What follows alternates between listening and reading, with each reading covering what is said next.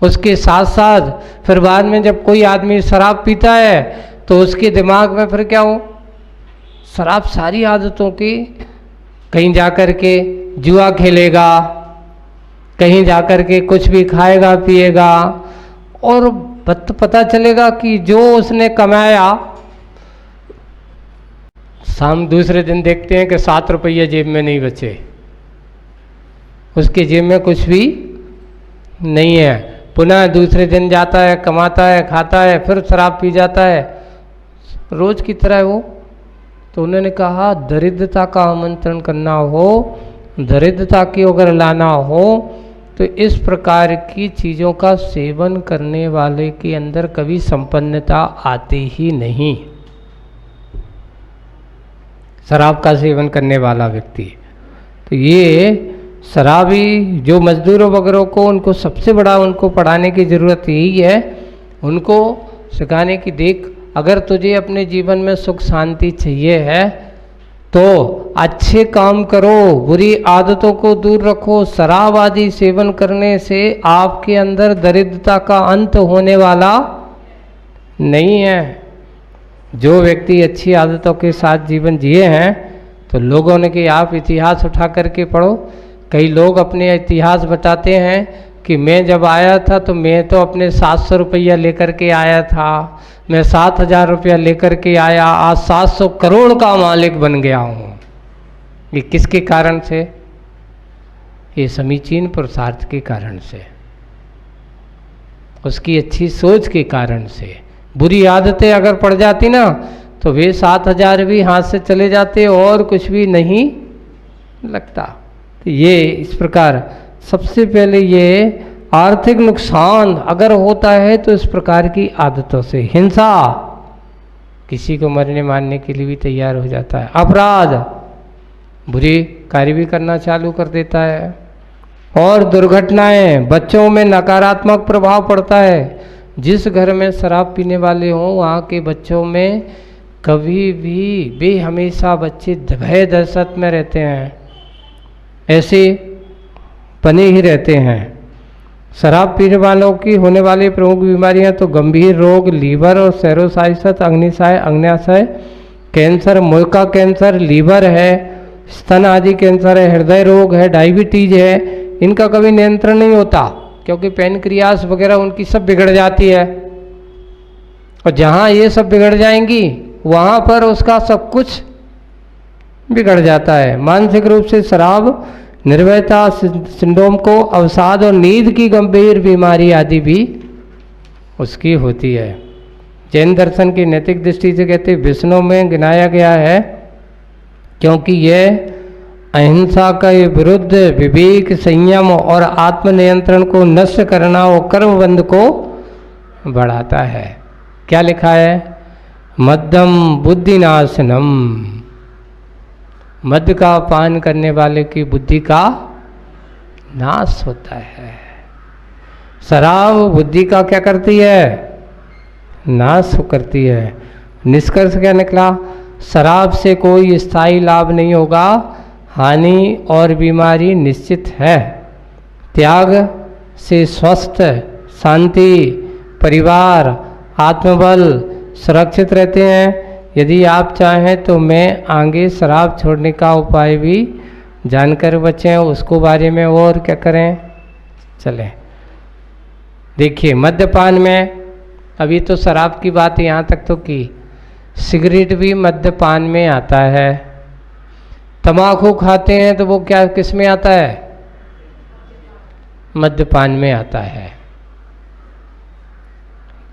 और चरस है, गांजा है, नशीले पदार्थ के सेवन से मन और शरीर और मन के जीवन पर बहुत बड़ा प्रभाव पड़ता है।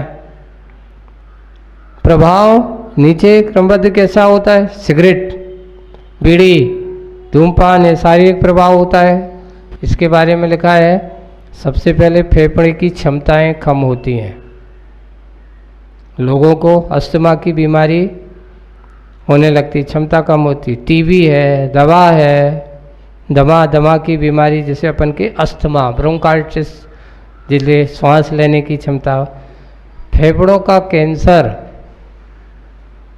अभी हम लोग कहाँ थे, अहमदाबाद में थे, एक स्वामी नारायण संप्रदायों के एक वहाँ से वो एक पुस्तक निकाली थी उन्होंने, और उन्होंने यथार्थ तुम्हारे यहाँ बॉम्बे हॉस्पिटल के कैंसर हॉस्पिटल में उन्होंने लिखा कि महाराज अगर तुम्हें दुनिया का जीता जागता नरक देखना हो तो लोग घबरा जाएंगे, आधी बीमारी तो नहीं है, तो अगर वहाँ 2-4 महीने अगर वहाँ रह गया तो जो बची जिंदगी वो भी हाथ से जा सकती है।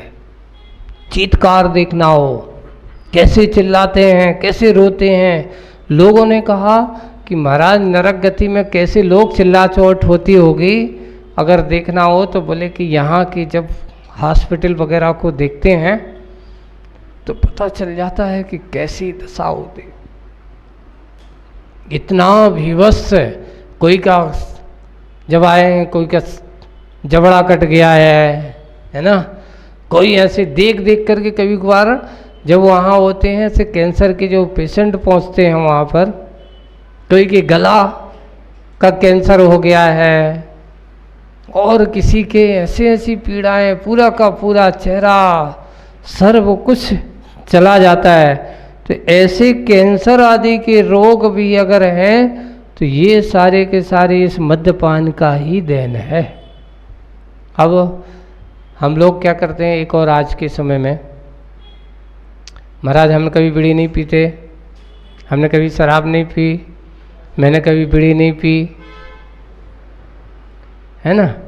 लेकिन उसके साथ साथ एक और बात बताइए, जो व्यक्ति ऐसे शराब बीड़ी सिगरेट पीने वाले होते हैं जहाँ पर, और उनकी संगति में रहते हैं, तो उनकी संगति का असर भी तुम्हारे ऊपर आता है, देखने को मिलता है, बिल्कुल पक्का। एक व्यक्ति था, वो बड़ा अच्छा सब कुछ करेगा, सुबह से कम 3 घंटे पूजन करेगा, है ना,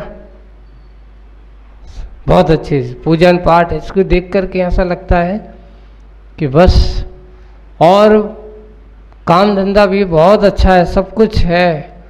उसकी सिर्फ एक ही बुरी आदत थी कि उसको तम्बाकू खाना एक बहुत बड़ी आदत। साधु सेवा में बहुत आगे अग्रणी है, कोई भी महाराज आ जाए, कोई भी इस प्रकार का चर्चा, समाज के काम हो, बस इतना ही है। आज हमारी जन समाज में युवा वर्ग में सबसे बड़ी कमी यही हो रही है।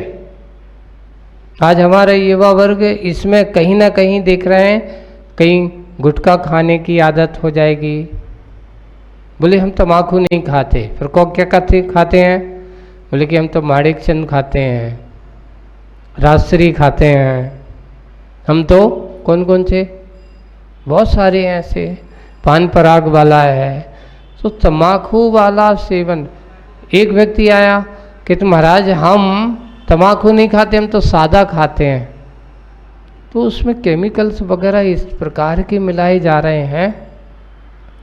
अभी मेरे पास एक वीडियो आई थी और उन्होंने कहा था कि महाराज ये गुटखा में आप सोच करके, और उसने निकाल के बताया है, नहीं उसमें पूरे वीडियो में आप देखना, आपके ये जो लाइट होती है ना लंबी वाली ट्यूबलाइट, बड़ी बड़ी जो खराब हो जाती, फिक जाती हैं, उसका कांच पीस करके, आप सोचिए, आप कांच को पीस करके उसमें मिलाया जा रहा है, निकाल करके दिखा रहा। वो उसने धोया गुटखे को, है ना, और गुटखे को धो करके पानी में बिल्कुल बारीक बारीक कण आपको निकाल के दिखा रहा है कि देखिए ये है वो कांच के कण। बोले क्यों मिला रहा है इसको उस गुटखे में? बोले कि महाराज जी ये गुटखे में इसलिए मिलाए जाते हैं कि जब वो खाता है, चबाता है, और चबाता है तो ये कांच के जो कण है ना, उसके अंदर मसूड़ों को छाले क्या करता है, घायल करता है। और जब मसूड़ों को घायल करता है तो ये जो चबाएगा तो इसका जो रस है उसके उस जबड़े में वहाँ पर अंदर में जाएगा, और जब इसकी आदत बन जाएगी, धीरे धीरे धीरे धीरे धीरे खाते खाते अब वो चबाता रहेगा, चबाते रखने उसकी आदत बन जाएगी। आपको ऐसा नहीं चुभेगा, वो ऐसा नहीं चुभता। जब वो धीरे धीरे वो खून में उसका रस मिलता चला, अब आपको क्या बन जाएगा, उसके बिना रहा नहीं जाएगा। जब तक आप उसको चबाओगे नहीं तब तक आपको शांति मिलने नहीं वाली।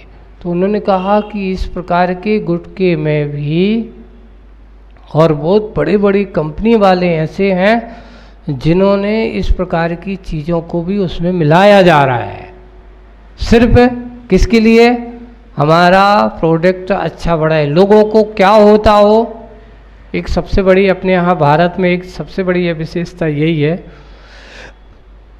अपने यहाँ एक कहना चाहिए कि खाद्य प्रसादीकरण के बारे में देखा जाए तो इतनी शक्ति नहीं है जितनी अन्य देशों में है।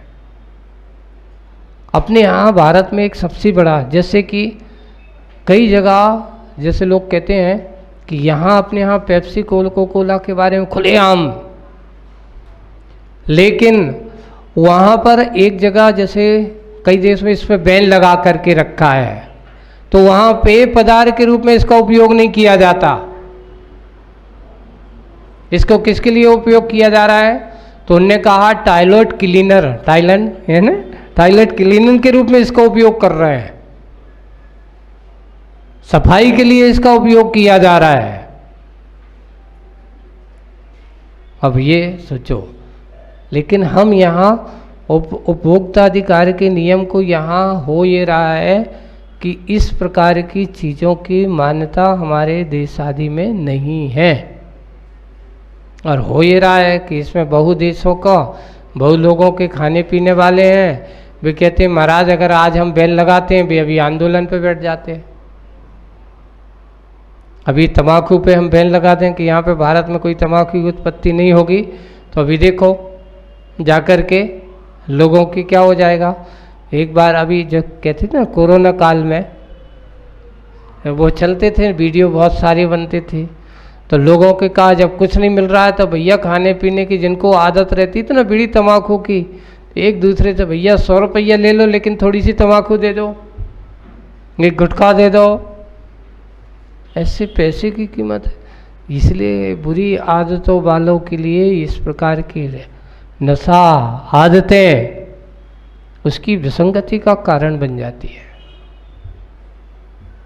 ये ही सबसे बड़ा नुकसान अगर है तो यही है, तम्बाकू आदि जो गांजा आदि है, ये हमारे मन को तो बीमारी का कारण होती है, और साथ साथ इस प्रकार की क्षमता है, दमा है, टीबी है ना, दांतों के मसूड़ आदि कैंसर है। दांतों के सबसे ज़्यादा अगर कोई दुश्मन तुम्हारा है तो वो है तुम्हारी तम्बाकू बीड़ी आदि।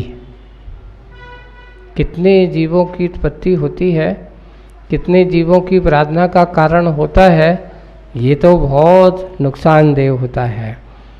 और हाँ, वो बात बता रहा था मैं कि जब वहाँ देखा और उनके ऑपरेशन और लोगों ने कहा, उनके विचारों को कलेक्शन किया, और आप उनकी वो वीडियो देखोगे तो बिल्कुल रोंगटे खड़े हो जाते हैं कि देखो मैंने जीवन काल में बहुत बड़ी गलती की है। वो कहता है कि मैंने बहुत सब लोगों के कहने पर कि भाई तम्बाकू का सेवन करना अपने लिए ठीक नहीं है, बीड़ी सिगरेट आदि पीना ठीक नहीं है, लेकिन हमने उस बात को नहीं माना।